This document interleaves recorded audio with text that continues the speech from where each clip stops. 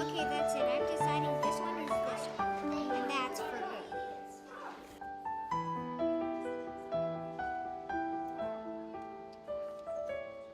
You need to take 2 of 4/5, right? And it's not very deep. You can see the bottom of it.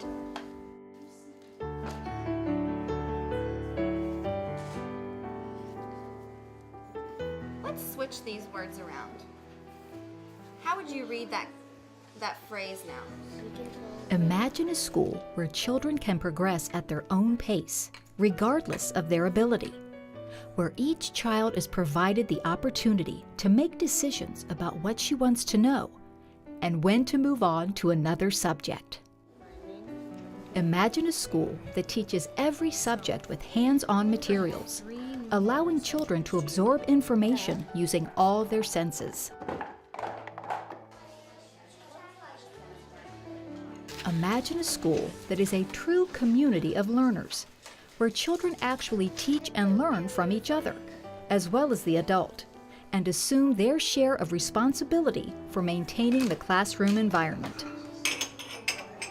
In the next few minutes, we will visit 6 Montessori elementary schools that offer children all of these opportunities. Come into these classrooms and observe how these schools engage the minds of children, regardless of background or ability.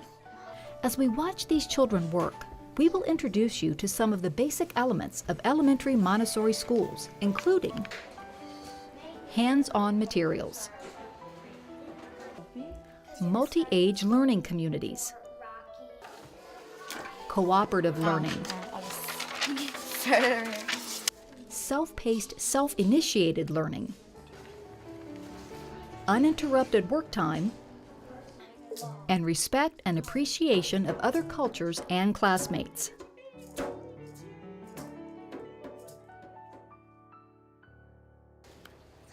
All Montessori classrooms are based on a hands-on approach to learning. The materials that teach math, science, geography, language arts, geometry, and other subjects are carefully designed to appeal to the child's imagination. Rich colors and pleasing textures, thoughtfully assembled, invite each child to take the materials from the shelf.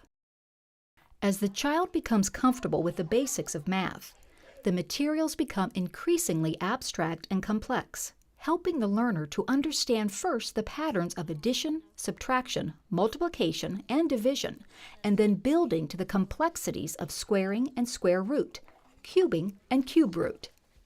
6 squared times 1, and another 6 squared times 1, so that's... These 12-year-olds are tackling a math problem that calls for the addition of the components of a cube. At this level, the materials provide a method for the students to check their own work, as well as a way to visualize the problem in 3 dimensions. So 6 cubed is 216. Montessori introduces children to geometry beginning in the early childhood years.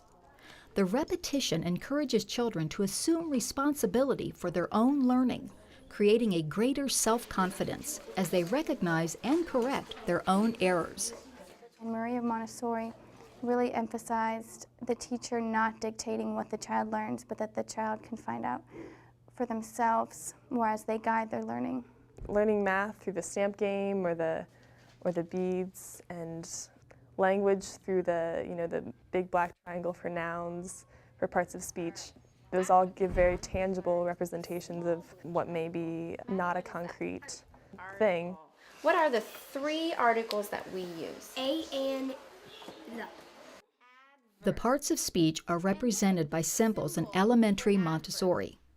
Each symbol was chosen to provide cues to the function of each word.